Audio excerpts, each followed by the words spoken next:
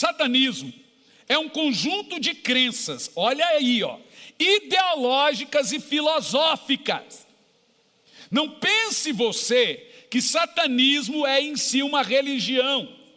É um conjunto de crenças ideológicas e filosóficas com fenômenos sociais. As características comuns entre o satanismo não percebido incluem associação simbólica para eles se comunicarem, só eles entendem, admiração e até veneração ao personagem religioso Satanás, ou de outras figuras rebeldes similares, como Belzebu, ou figuras libertadoras, mas isso ainda de forma filosófica e sociológica. Quando a gente fala de satanismo, você imagina uma coisa religiosa, culto ao diabo. O diabo existe, presta atenção, não existe uma guerra de fato entre Deus e o diabo. Existe uma guerra ideológica, cultural entre Deus e o diabo. É uma guerra na esfera do argumento, de quem está falando a verdade. Se você não tiver pleno conhecimento da verdade, você é emaranhado. Por isso que a libertação começa, virou até chavão político, né? Conhecereis a verdade vos libertará. Porque quem tem a verdade, ele vence a guerra. Agora, toda a verdade é paralela. O que é verdade? Porque o diabo tem a verdade dele. Você vai perceber que essa guerra cultural, ideológica, filosófica, essa guerra de argumento, é guerra de argumento, ou alguns hoje gostam de usar muito o termo, guerra de narrativa. A guerra de narrativa começou no céu, entre Deus e o diabo, é uma guerra de quem está com a narrativa. Quem domina a narrativa, domina a verdade. Daí usam-se o termo hoje que é cancelamento, ou seja, só narrativa. Eles tentaram colar cancelamento no Putin, não deu, porque ninguém vence guerra com narrativa, aí é bala mesmo. Mas tentaram cancelar o McDonald's, vamos tirar o McDonald's da Rússia, não resolveu. Vamos tirar a Nike, isso é narrativa, cancelamento, não resolveram cancelar a Rússia. Argumento é a maior arma de uma guerra. Por isso que o apóstolo Paulo diz, as armas da nossa guerra não são carnais, mas são poderosas em Deus para destruir fortalezas. E ele fala assim, demolindo todo mau conhecimento que se esconde na mente. Paulo está dizendo claro o seguinte, toda guerra é ganha ou vencida aqui, na narrativa. Conhecendo a verdade verdadeira. O que você precisa saber sobre guerras que você trava todos os dias e não sabe, mas lida como se fossem coisas normais? 70% dos seus problemas são batalhas espirituais que você perdeu. Vou dizer de novo, 70% dos seus problemas que ficaram sem controle, são batalhas espirituais que você perdeu, por isso agora ficou sem controle. Porque quando vencemos uma batalha, ela é vencida, senhoras e senhores. O problema da batalha é que ela não envolve só um, ninguém guerreia sozinho. E o diabo tem armas terríveis, como por exemplo a arma da quinta coluna. Te explico. O barco não afunda com água de fora. Barco afunda com água de dentro. E isso na estratégia da batalha é chamado de quinta coluna. O que é quinta coluna? É quando Josué arma um cerco dentro de Jericó. E eu vou te contar a história de Josué, você vai ficar maravilhado. Então veja, Raabe, o apartamento dela ficava na coluna da muralha de Jericó, no terceiro piso.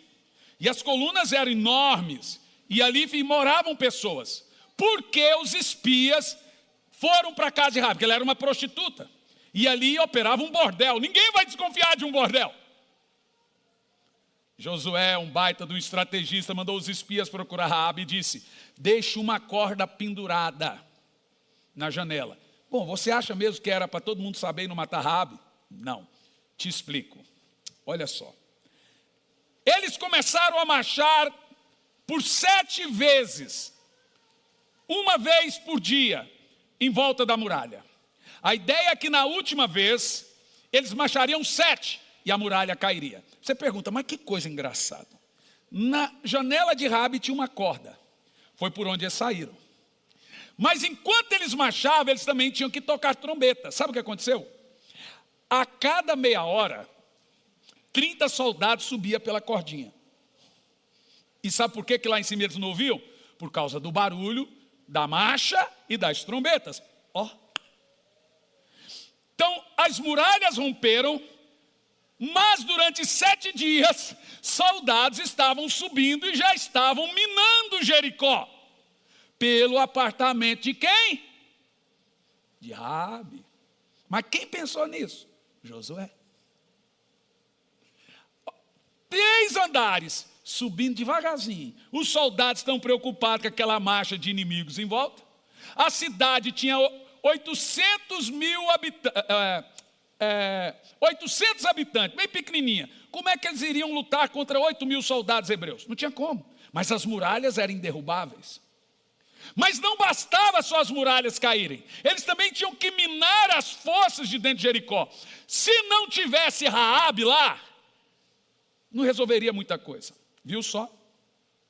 Você vence guerra quando você tem alguém lá dentro.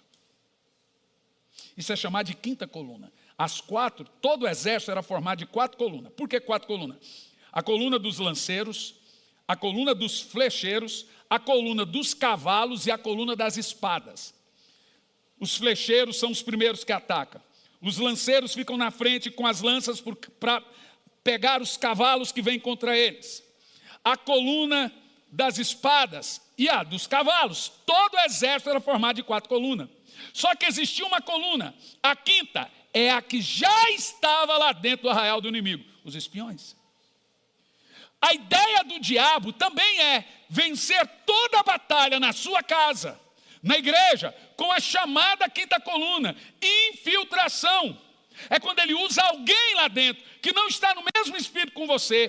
Por que não está no mesmo espírito? Porque talvez não jejuou junto, talvez não orou junto, talvez não está orando junto, e ele começa a massacrar, e ele vai minando você. Por isso que a Bíblia diz que um dos segredos da igreja primitiva era o corpo e a alma de todos. Todos devem orar juntos, todos devem jejuar junto. Qualquer coisa que saia errado num período de oração e jejum é porque o diabo está agindo. E vai dar errado. Então veja, eu tenho 4 colunas. E eu falo, agora faça assim. Imagina se eu mando os flecheiros atirarem flecha enquanto os da espada já estão guerreando. Eu mato soldado meu também. Não, eu vou guerrear do meu jeito. Cada coluna tem uma estratégia. A não ser a quinta. A quinta coluna é da infiltração. A ideia é de que você conte que alguém entre eles entregue. Então é contado a ideia de ter um traidor no meio deles. Isso é chamado de quinta coluna. Quem foi o traidor de Jericó? Quem foi? Raabe, gente. Ela deixou que a cidade fosse infiltrada. É claro, Deus usou ela, evidente, eram inimigos, mas Raabe era de lá. Deus usou a quinta coluna. E o diabo também usa. Você precisa entender qual é a estratégia do diabo. Primeiro, compreender as narrativas. Se Deus colocou algo, você tem que saber o seguinte: ou esse pastor está errado. Se Deus pôs algo no coração do pastor, vamos submeter. Senão você vai agir como uma quinta coluna, vai dar errado.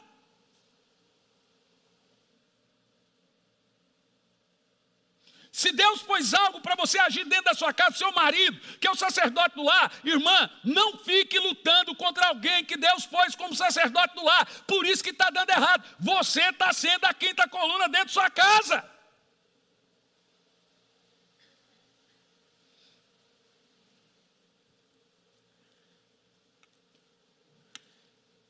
Algumas das origens do satanismo não percebido ter começado com adoração em honra ao titã Prometeu. Agora vamos voltar lá um pouquinho na mitologia grega. Por favor, não use a palavra mito. Prometeu, o deus egípcio, né? Prometeu o deus grego e também ao deus egípcio Sete.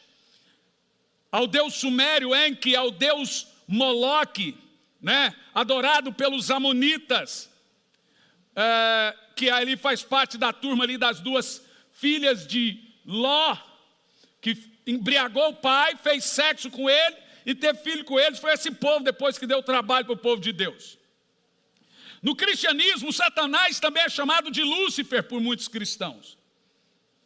Aparece pela primeira vez em algumas versões da Bíblia no livro de Crônicas, instigando o rei Davi a fazer um censo, a contar o povo. Então o próprio Satanás aparece a Davi e ele pensa que está tendo uma voz de Deus. Olha, se o rei não teve discernimento.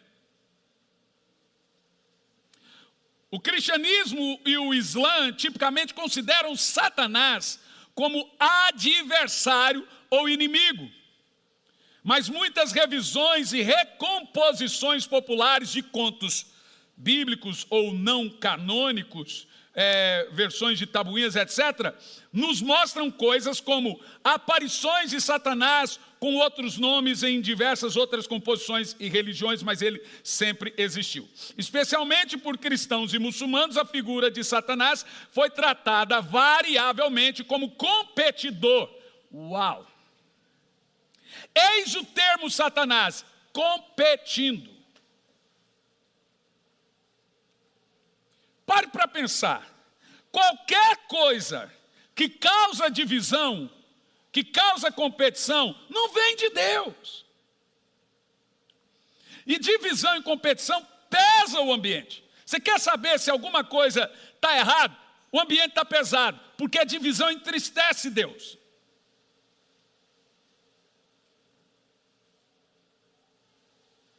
Entristece o Espírito Santo. É obra da carne. E como que você vence isso? Entrando em guerra. Identificando ela. Então, para você ter uma ideia, Satanás é um competidor de Deus, competidor ideológico, cultural. Deus fala A, ele fala B. Tudo que Deus fala que é santo, ele fala que não é. Então, se mulher é mulher e homem é homem, ele vai falar que pode ser os dois. Só por birra. Deixa eu te falar uma coisa, o diabo é um louco. Eu estou acostumado a lidar com espíritos luciferianos há muitos anos. Eu conheço gente que andou comigo, é pastor há anos, que emaranharam em rebelião e estão malucos. Eu tenho uns que estão internados. Lúcifer está louco até hoje. O primeiro espírito que entra em uma rebelião é o de loucura. As pessoas fazem coisas insanas.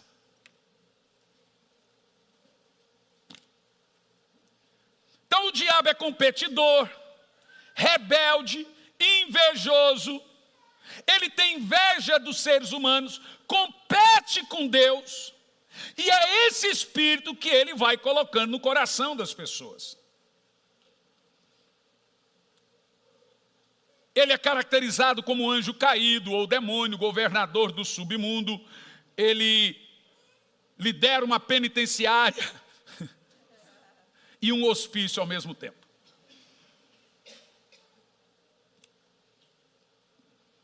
Ele também está no fundo do poço, no fundo do abismo. É esse tipo de gente. Se você tiver com dó, é só levar para casa.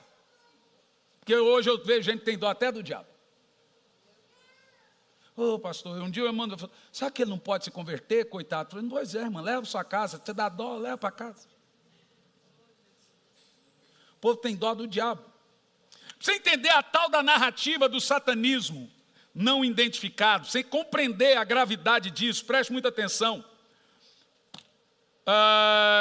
Ele caminha pelo planeta em busca de almas e promovendo ímpeto ou farsas mundanas e rebeliões e revoltas.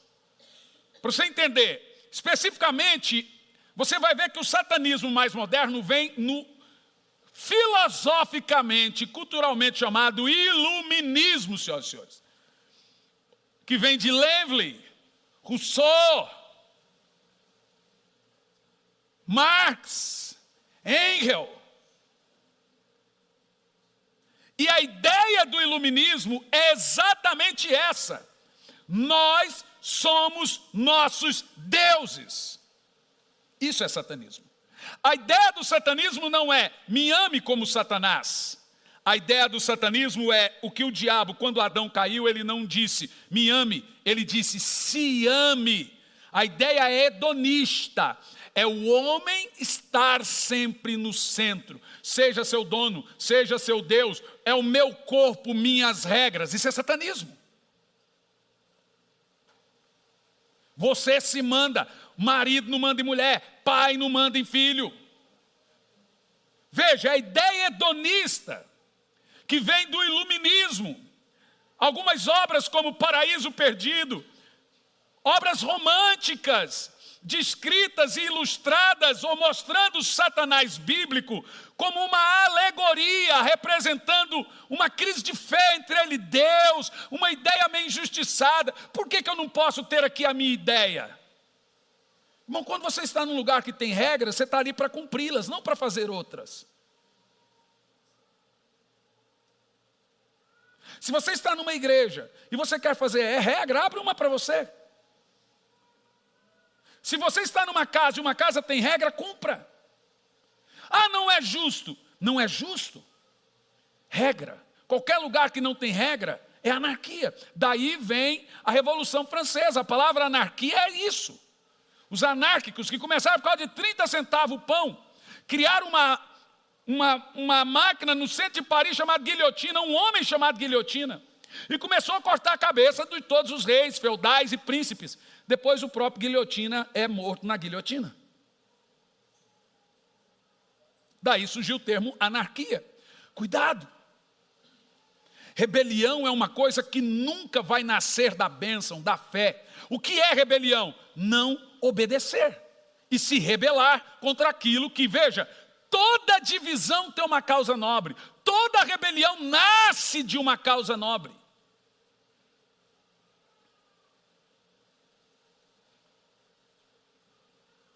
Por isso que eu não gosto muito desse evangelho romântico aí, ó. O camarada romantiza evangelho. Não tem nada de romântico numa cruz ensanguentada. Eu vejo é muita crueldade, mas romantizam. O mesmo cara que diz eu quero conhecer Jesus, diz que pode ouvir Renato Russo.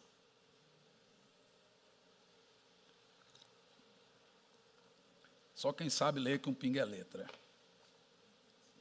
Essas obras como Paraíso Perdido, Iluminismo, as ideias de Voltaire, Rousseau, Marx, Engels, que foram disseminando, e depois vem com Lenin, Stalin, a ideia de confusão, sedicismo, a ideia de criar caos para gerar domínio. Se tem caos, você precisa de alguém para dominar. O que aconteceu com a Revolução Francesa? Foi o caos, como é que terminou? Chama um general de 29 anos e destrói a Europa por nome Napoleão. Mas antes teve que vir o caos, viu? Por que tem que ter confusão? Para ter depois dominação.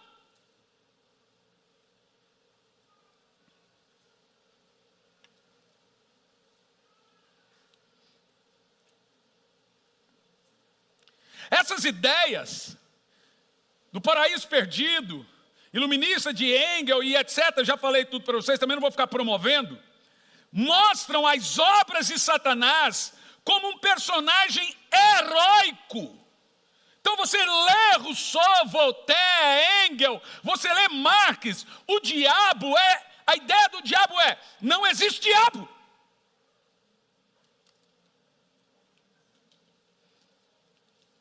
Essas obras demonstram Satanás como herói.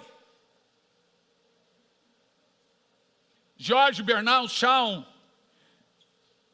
em seu livro Letter from the Earth, incluiu essas caracterizações de Satanás como um herói injustiçado, porque tinha tanto poder como seu dono.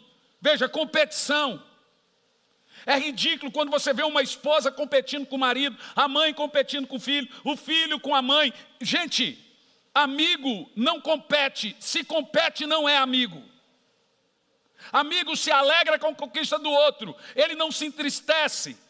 E quando ele não se alegra ou quando ele não parabeniza é porque está competindo.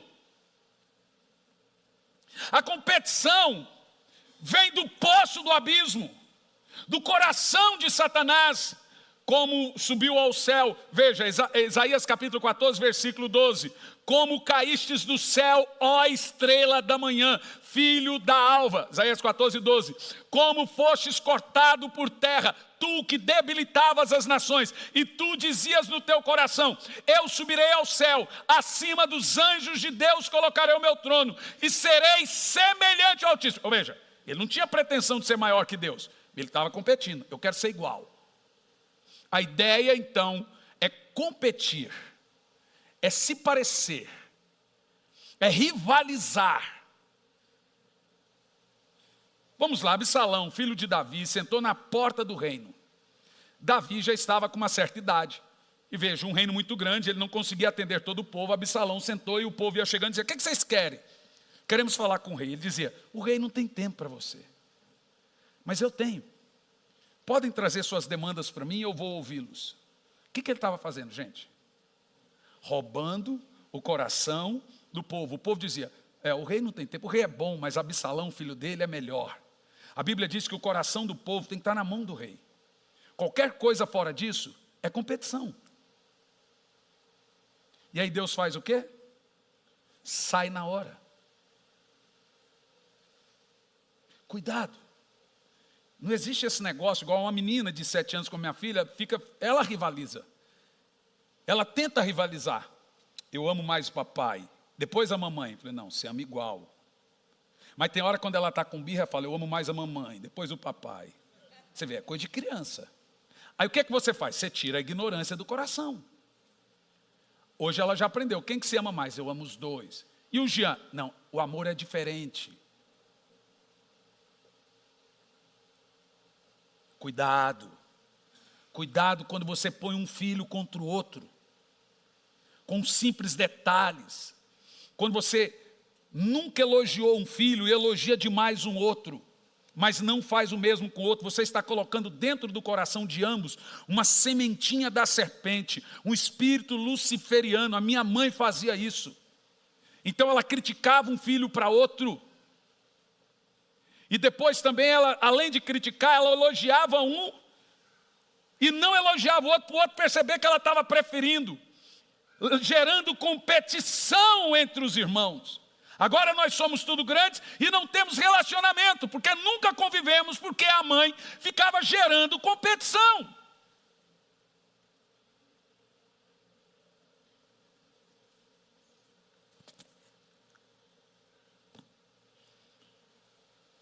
Então foi depois do iluminismo que trouxe esse novo conceito mais declarado, que aí os evangélicos foram percebendo que o diabo foi entrando nas universidades através de um satanismo cultural, de um satanismo não observado, ideológico, a ideia de ser dono de si, hedonista, que aí nós fomos mudando termos. Nós imaginávamos uma guerra bem mais espiritualista, espiritualizando apenas a coisa. E sim, ainda nós vencemos qualquer guerra em oração. E até as da narrativa são desfeitas quando nós oramos. E sim, eu acredito que ainda que necessitamos de um milagre no dia 30 de outubro, se orarmos como devemos, ele pode acontecer. Porque nós temos muitas vezes na Bíblia ele acontecendo. E a minha mensagem pode parecer que ela vem por isso, mas não tem. Eu quero que você entenda, não tem nenhum cunho político. Nenhum. A origem do termo Satanás ou Satã. Em hebraico, o termo Satanás ou Satã quer dizer adversário, o competidor. E o termo diabo quer dizer o acusador. Jesus disse: eu tenho 12, um de vocês é o diabo. Só 2 vezes ele usa o termo diabo na Bíblia. Um para Satanás e o outro para Judas. Um dos 12 era o diabo. Você consegue lidar com o diabo na sua equipe? Na equipe de Deus tinha o diabo. Na de Jesus tinha o diabo. Então qualquer pessoa acusadora vai e deve estará fazendo a função de diabo. Um de vocês é o diabo. Então, o termo Satanás é o competidor, o adversário, aquele que está competindo comigo. É o espírito de Satanás que compete. E o termo demônio ou diabo é o acusador. Ou seja, a ideia de Satanás na Bíblia é aquele que olha para o lado escuro da lua, aquele que olha para ver qual coração ceivar, e ele vai sutil, de forma ardilosa, com cara de bom.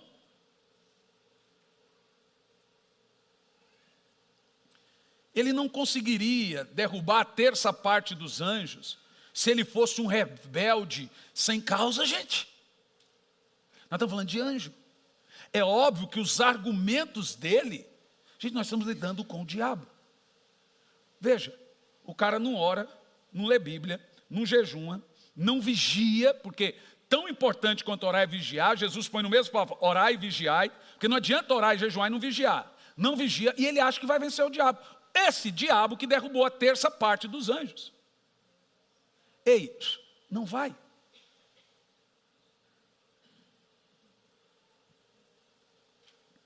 O termo Satan originou-se no judaísmo e se expandiu entre os cristãos e seguidores do islamismo, chegando desse modo a disseminar-se entre as culturas. O termo satanismo foi utilizado pelas religiões abraâmicas, para designar práticas religiosas que considerava estar em oposição a Deus, ao Deus de Abraão. Então o termo satanismo na Bíblia é a ideia de todo aquele que não serve ao Deus de Abraão é satanista. Isso vem desde Abraão. Ou seja, é contra o Deus abraâmico. É satanismo, que é o Deus de Abraão. Vamos entender aqui os tipos de satanismo. Quando eu falo de satanismo não identificado. Primeiro, temos o satanismo de Lavey, vem da França. Lavey, popularmente conhecido como satanismo moderno, é uma filosofia fundada em 1966 por Anton Lavey, considerada religiosa por conter dogmas e rituais, embora estes sejam focados em psicodramatizações, com o objetivo de cartazes, por exemplo. Ou veja, não é uma crença. Você já ouviu falar isso da maçonaria? Não é uma crença. Não é uma crença. O diabo odeia a igreja, gente. E até o que se parece. A ideia do diabo é falar assim, não sou diabo. A ideia do diabo é falar assim, não me cultuem. Mas só o fato de você falar assim, não cultuo Deus, você já está cultuando o diabo. Então a ideia de Satanás é usar a psicologia inversa. E funciona. Então veja, olha como nascem as coisas. Embora esse satanismo filosófico, não dogmático, suja, com psicodramatizações, aí vem maçonaria, Rosa Cruz e tantas outras coisas, Goetia, bom, tanta coisa, não é uma crença sobrenatural. Não tem manifestações e rituais sobrenaturais, como você imagina. Seus ensinamentos são baseados o que é satanismo? Anotem, senhores. Individualismo, egoísmo, hedonismo, que é a ideia de se amar em nome do seu bem-estar. Você não faz a obra de Deus, em nome do seu bem-estar, você não faz a vontade de Deus, em nome do seu bem-estar. Ou seja, primeiro eu, isso é individualismo, hedonismo, egoísmo, isso é satanismo. E na moralidade do olho por olho, justiça própria. O satanismo é firmado na justiça própria. Isso é justo, isso não é justo, isso é justo, isso não é justo.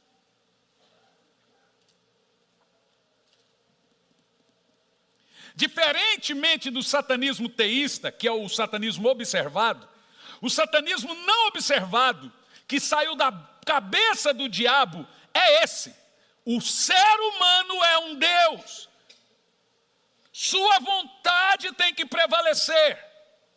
Por quê? A ideia do diabo é que tudo que representa a cruz tem que morrer. Cruz é morte do ego, cruz é morte da carne, cruz é morte da amargura, cruz é morte da rejeição, cruz é morte da autopreservação. Cruz é completamente altruísta. O satanismo é tudo. Não, para que cruz? Que conversa é essa? Você merece isso. Você tem que se vingar.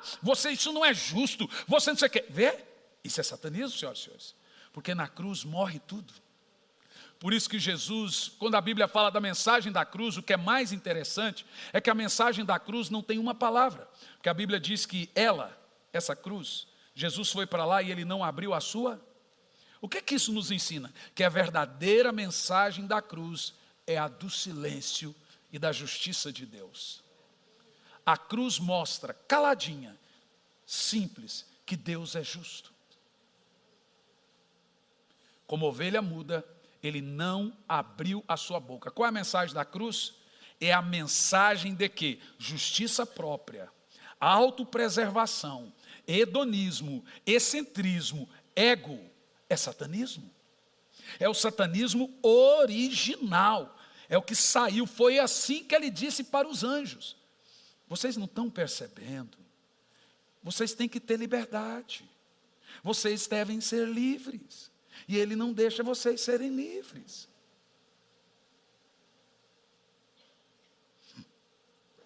O satanismo de Lévey é um pequeno grupo religioso que não é relacionado a nenhuma outra fé, cujos membros sentem-se livres para satisfazer as suas vontades responsavelmente. Sexo livre, trisal, ou seja, a moral é aquilo que eu acho que é moral. Bom, senhoras e senhores, veja se não é a cultura moderna hoje. Nós estamos diante de um mundo completamente satanista.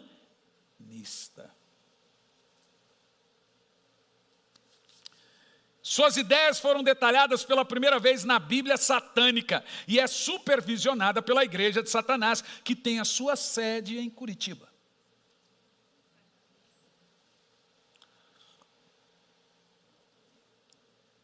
Há muitos anos atrás, eu estava ministrando no Centro de Convenções de Curitiba. Não tinha muito tempo que eu estava em Curitiba, mas eu era solteiro ainda, ou noivo.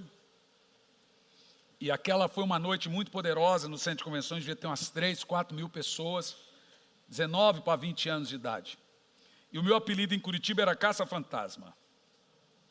Por que será? Então, um monte de gente levava a gente para expulsar demônio, ia na casa dos outros, 19 para 20 anos de idade. Aí estava no Centro de Convenções, foi aquele dia acho que caiu umas 200, 300, 400, sei lá quantas pessoas ficaram endemoniadas. Eu não sabia falar, mas sabia expulsar demônio. E o negócio é o seguinte: se você tiver intimidade com o Espírito Santo e orar, o diabo vai respeitar. E aí eu recebi uma carta no quarto, li junto com ela, acho que estávamos noivos. Na carta, chegamos no apartamento, e quando chegamos tinha um carro preto na porta do apartamento onde morávamos com os obreiros, aquele carro muito esquisito. A hora que eu cheguei ele saiu e tinha a carta embaixo da porta do apartamento. Peguei aquela carta, era do grupo da igreja de Satanás, de Lévey, aqui, foi a primeira igreja de Satanás, fundada até então no Brasil, aqui em Curitiba, que é considerada a capital ocultista do Brasil, senhoras e senhores. E aquela carta me ameaçava. E veja, eu sou pequeno hoje, eu era mais. Quer dizer, eu acho que era desse tamanho. Só que eu sempre fui muito de opinião. Você quer me ameaçar? Agora que eu vou para cima. Bom, aconteceu um detalhe, presta atenção no que você vai ouvir. Não deixe brecha. Se você vai entrar numa parada com o diabo, irmão, cuidado com o que você ouve, com o que você vê, com o que você fala, com as brechas. Se esconda debaixo das asas do Senhor, é grave. Eu gostava muito de uma banda aí, e essa banda cantava um hino tão bonito, que era assim, ó, Dona... Eu só vou cantar essa parte. E eu tinha os CDs tudo, e nessa música tinha uma música que era uma carta psicografada de André. André é um psicógrafo kardecista muito famoso no Brasil, e a banda nova tinha uma música de André. E era a música que eu mais gostava. Ela virou tema da novela depois, ou antes tinha virado. E eu ouvia, ela era mais apaixonada por mim do que eu por ela. Então eu ouvia, ficava pensando na minha namorada. Aconteceu um negócio na madrugada.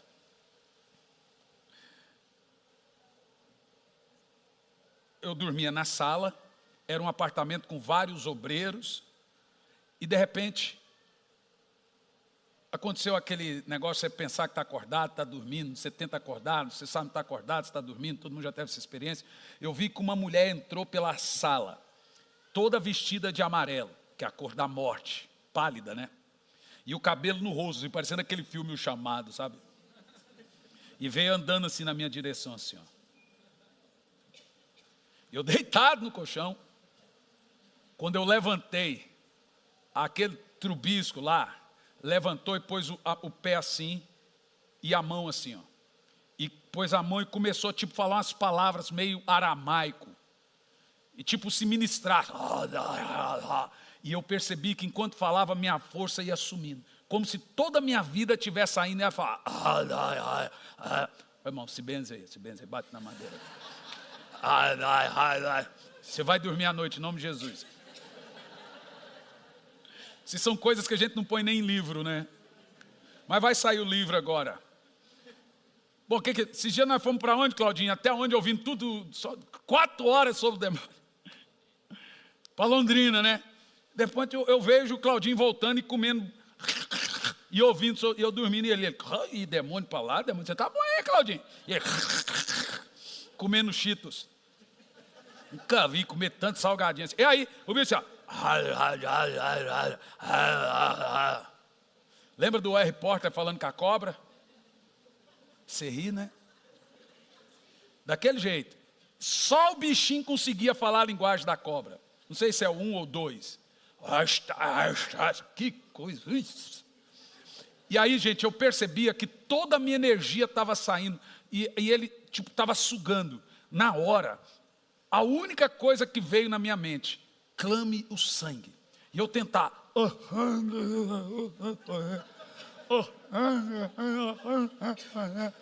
Você ri porque você já passou por isso. Quer ver? Eu vou perguntar. Quem já passou por isso? Levanta a mão. Então ria de você, Pedro Bó. Você tenta falar e não sai. E aí, eu lá. Você tenta gritar.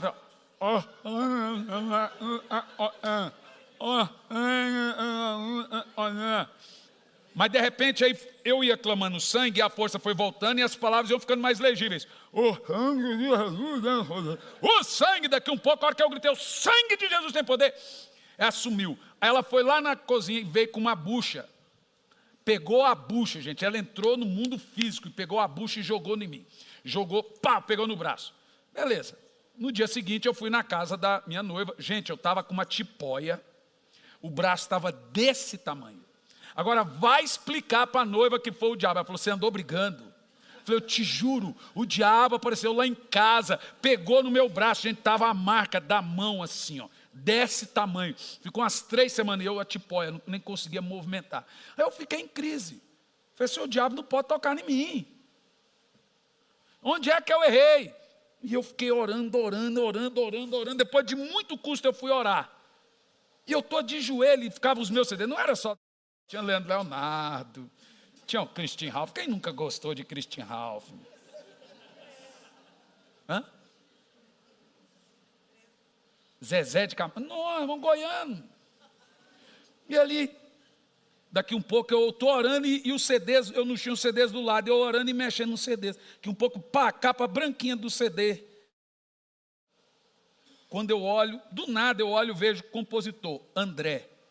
Falei, o sangue de Jesus tem poder. Era uma carta psicografada aquela música. Ou seja, 70% daquele CD foi de uma carta psicografada romantizada de um determinado espírito que deu para o André. E aí o gravou. Aí o Espírito Santo falou assim, está aí a brecha. Você acha que é brincadeira? Então um tempo desse aqui, quando começou essa sériezinha idiota, por nome Lúcifer, Na época que ainda eu tretava no Facebook, eu escrevi no Facebook, os crentes que estão assistindo, eu apanhei um monte, você é um religioso, você não sei o quê. Pois eu vou te dizer uma coisa, continue diminuindo, continue menosprezando, continue simplificando as obras do diabo, porque a ideia do satanismo é justamente isso. Depois não reclama que sua oração não é atendida, que seu filho não se converte, que é brecha atrás de brecha, aí é uma confusão, sua casa não tem paz. Qual é o segredo de estar debaixo das asas do Senhor? Põe o Salmo 91, que é o salmo de maior guerra que tem e de maior vitória que você vai ter. Mas também não é para ficar com a página amarela, não. Você tem que usar ele como arma. Salmo 91, versículo 1.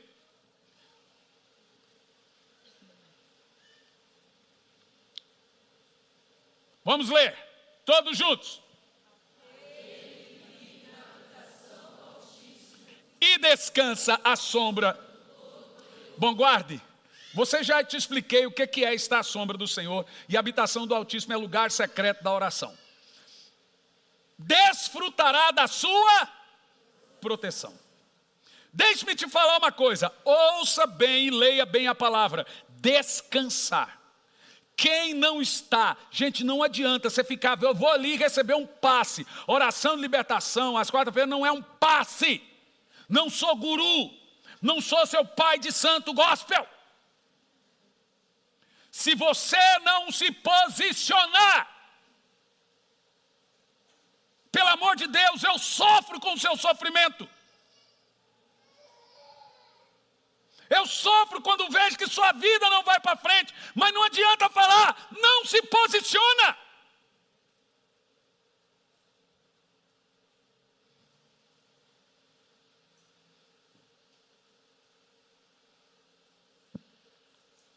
Continua.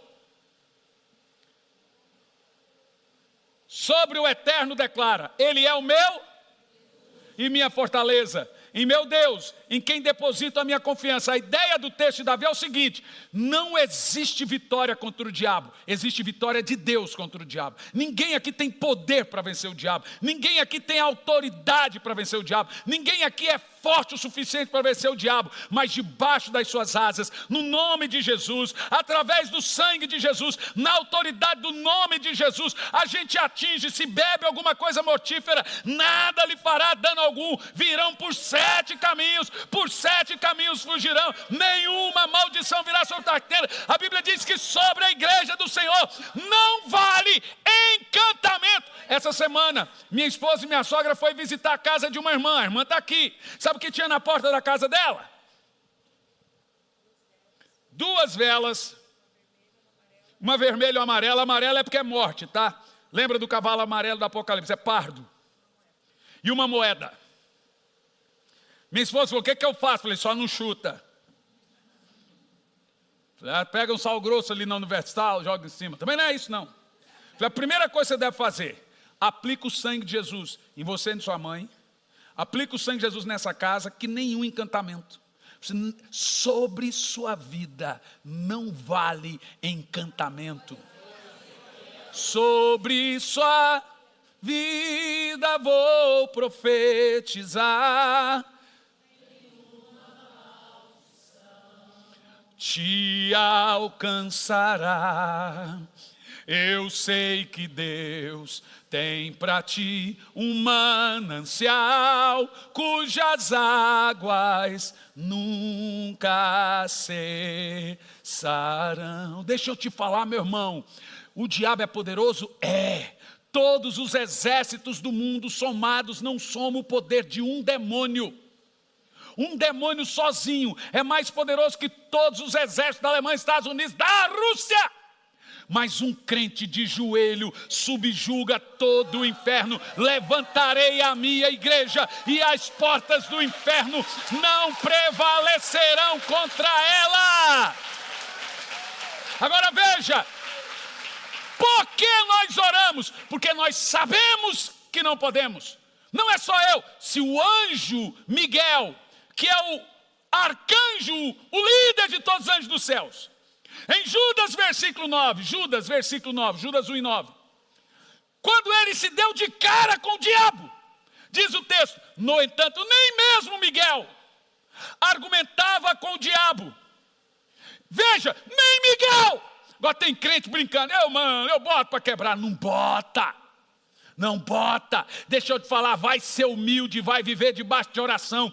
Vai ser humilde e se humilhar. Aquele que se humilha diante do Senhor é exaltado. Humilhai-vos perante o Senhor. Não vive em oração. Sabe o que é isso? É arrogância da sua parte. Pensando que você pode... O diabo não tem poder na minha casa, mas não ora. O diabo não tem poder na minha casa, mas não vigia. A diabo... Só o bicho está tudo destruído na vida, mas na minha casa não tem poder. Já não tem só poder, está tudo destruído. E o cara não tem poder. Cretaiada, arrogante, orgulhosa, que não ora, que não se posiciona. Ô pastor, dá um passe aqui, é quase isso que a gente fala. Mas fala para ir orar.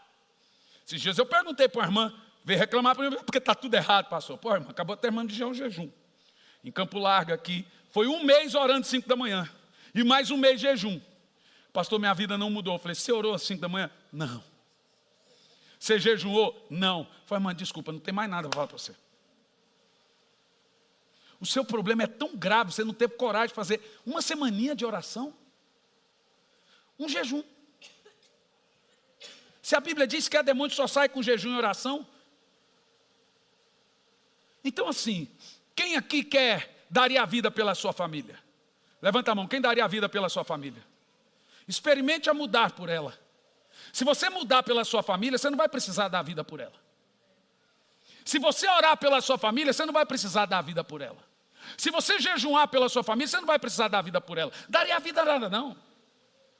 Você não é capaz de orar pela sua família e está falando que dá a vida por ela? Conversa fiada. Você não é capaz de fazer uma campanha de jejum de menos de 1 mês, 3 semanas? Orar 15 minutos das 5, mas vem com esse papo de dar vida pela família. Você não quer vencer sua guerra, você quer que alguém vença por você.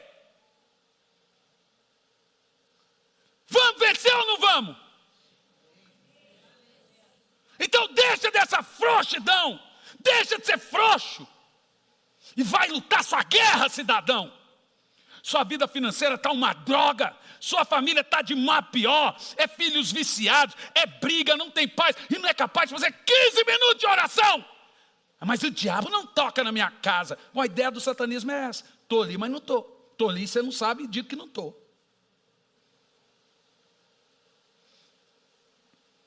Mas eu daria minha vida pela minha família. Não precisa. Se você orar por ela, você não precisa dar a vida por ela, não. Jesus já deu, tá? Jesus já deu a vida pela sua família, agora apenas ore. Não precisa você dar a vida pela sua família. Experimente ter uma vida saudável por ela. Já está bom? Experimente mudar. Não precisa dar a vida por ela. Pois eu tenho aqui uma notícia para te dar. Nossa força vem do Senhor.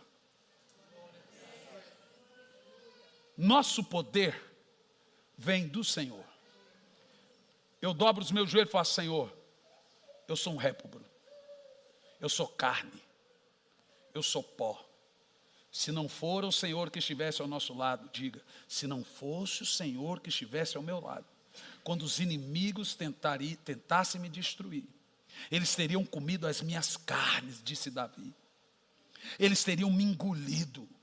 Eu teria sido inundado.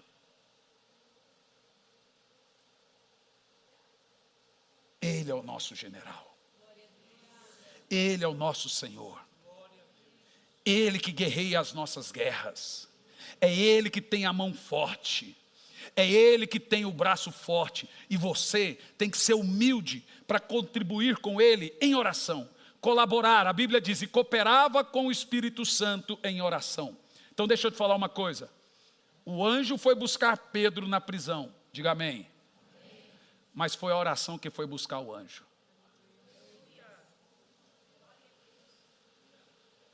O anjo foi livrar Paulo do naufrágio, diga amém. Mas foi a oração que foi buscar o anjo. O anjo tapou a boca do leão na fornalha, diga amém. Mas foi a oração que levou o anjo para a fornalha. Eu posso passar a noite aqui mostrando para você que orar é batalhar, que orar é colaborar com o Senhor. Eu posso passar a noite, deixe-me te falar uma coisa muito importante. Deus não é o seu pai de santo. seu guru, vou lhe fazer um passe, um despacho para Deus. Não vai colaborar em oração para você ver. Ei, eu posso fazer uma promessa? Posso. Eu posso fazer uma promessa. Que muita coisa vai mudar se você guerrear certo. Eu não sou nada, mas a pouca experiência que eu tenho de reino espiritual, eu posso te ajudar um pouco. E se você fizer do jeitinho que eu lhe ensinar, vai começar a mudar. Agora, a primeira coisa é posicionamento. Vai lá. Vai lá. Então o diabo sabe que você fica animado e depois você vai definhando, egrigolando, desanimando. Ele sabe. Então você tem que continuar. A palavra de ordem é resiliência. Não se dobre. O verdadeiro satanismo não percebido está aqui, chamado orgulho, que nasce dos corações que não se humilham diante de Deus. Senhor, eu estou aqui, porque realmente eu reconheço que se o Senhor não estiver comigo, eu serei engolido. Eu não tenho força para vencer essa situação. Olá, meus queridos, aqui quem fala é Hernandes Santos, sou pastor, sou professor no Instituto Sabedoria e Graça e é disso que venho falar de você agora. Tem muita gente que tem muita vontade de fazer teologia, de concluir um curso em bacharelado em teologia de 2, 3, 4 anos e etc. Mas é muito difícil. Ainda mais se tratando que você tem que ir lá no curso, disponibilidade de horário e vem as questões de valores. Eu fiz um levantamento por alto dos valores mensais de um curso livre de teologia. Fica na média aí de 500, 600, 700, 800 reais por mês que você paga durante todo o curso. O que nós fizemos? Disponibilizamos uma maneira de você fazer um curso. Eu dou essas aulas no sistema EAD, o curso está todo ele pronto, são 2 anos de disciplina, ou seja, você faz 1 ano e depois tem que fazer uma rematrícula para o próximo ano, no caso 2 anos de disciplina, com conteúdo de bacharel em teologia. Olha o valor que você paga anual no curso, são 2 anos, R$460. Eu já vi gente terminar o curso em 3 meses, 4 meses, etc. Aí você abre a matrícula para o 2º ano do curso. São 2 anos com conteúdo de bacharel em teologia. É R$460 ano, entendeu? Por ano. Gente, R$460 não equipara a parcela mensal de um curso comum livre em teologia. Um curso comum livre em teologia, a média é de 500 para mais por mês. Então você vai fazer R$460 o curso e eu estou dando a aula para você com conteúdo de bacharel em teologia com o sistema EAD. O que é sistema EAD? A gente tira tudo aquilo que é pormenores e vai direto ao ponto. Então tem aula de 1 hora, tem aula de meia hora, tem aula de 15 minutos, tem aula de 20 minutos. Ou seja, tem todas as aulas da teologia sistemática e o certificado chega na sua casa se formando no Instituto Sabedoria e Graca. O que você pode fazer agora? Você vai entrar no site sabedoriaigraca.com, sabedoriaigraca.com, e você vai se inscrever no curso, passa o seu cartão.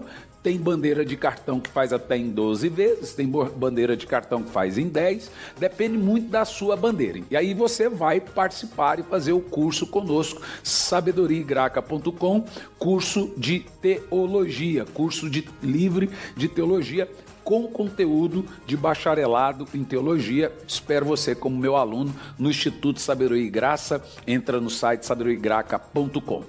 Que Deus te abençoe.